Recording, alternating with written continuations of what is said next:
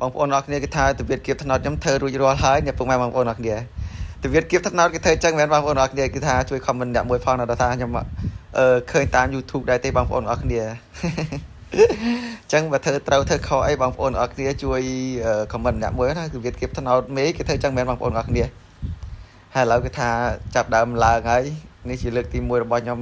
នៅការគៀបថ្នោតម៉ែបងប្អូនឥឡូវខ្ញុំឡើងហើយឡើងទាំងពាក់ជើងទៀតដោយសារតែធៀងវាសិតតែបលាបងប្អូនបលាច្រើនណាហើយដល់ហើយនេះខ្ញុំភ្លេចសួរបងប្អូនតែពេល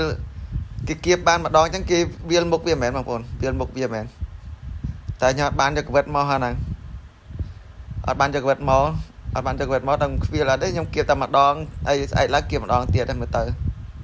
គៀបឲ្យគ្រប់5ថ្ងៃចាំវាលមុខវាបងប្អូនណាហើយបើសិនបងប្អូនណាដឹងសូមជួយប្រាប់អ្នកមួយបងប្អូនណាគេគៀបមួយថ្ងៃបានគេវាលមុខវាចឹងឥឡូវចាប់ដើមគៀបហើយនេះបងប្អូនអរគ្នាគៀបអើយអង្គុយលើធៀងសិតតែបលាសិនមិញកោះបលាអត់ទាន់អស់បងប្អូនអរគ្នាគៀបយកហើយបងប្អូនអើយគៀបហើយដាក់មួយប្លក់គៀបជ្រុំហើយចេញទឹកអត់ចេញទឹកតែងទឹកគេដាក់លើហ្នឹងធ្វើបានថ្នោតជូរខ្លួនឯងឥឡូវហ្នឹង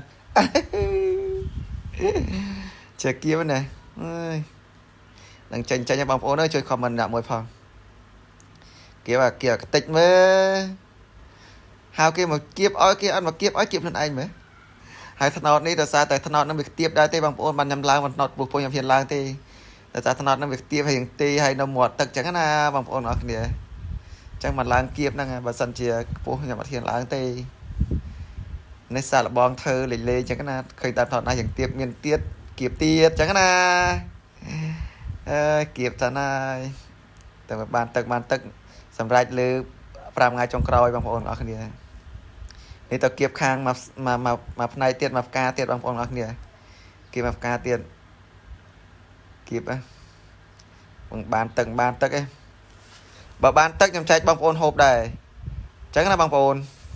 ហើយមកដល់កន្លែងនេះបងប្អូនអើយគៀបមកផ្កានេះមិនទាន់ហើយហងទៅវាដាច់ខ្សែបាត់នេះ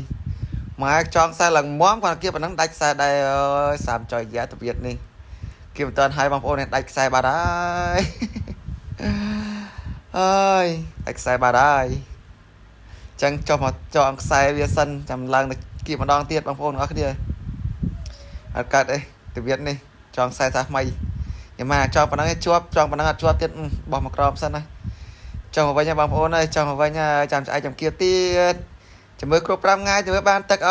ត់បើសិនជាបានទឹកចាំខ្ញុំហៅបងប្អូនមកហូបជាមួយខ្ញុំធ្វើអត់ជូរឲ្យឆ្ងាញ់ហ្មងធ្វើមកតានីអត់រីអាចចុះសិនហើយឆ្អែកចាំគៀបទៀតបងប្អូនជួយ comment ដាក់មួយបងប្អូនណាអរគុណ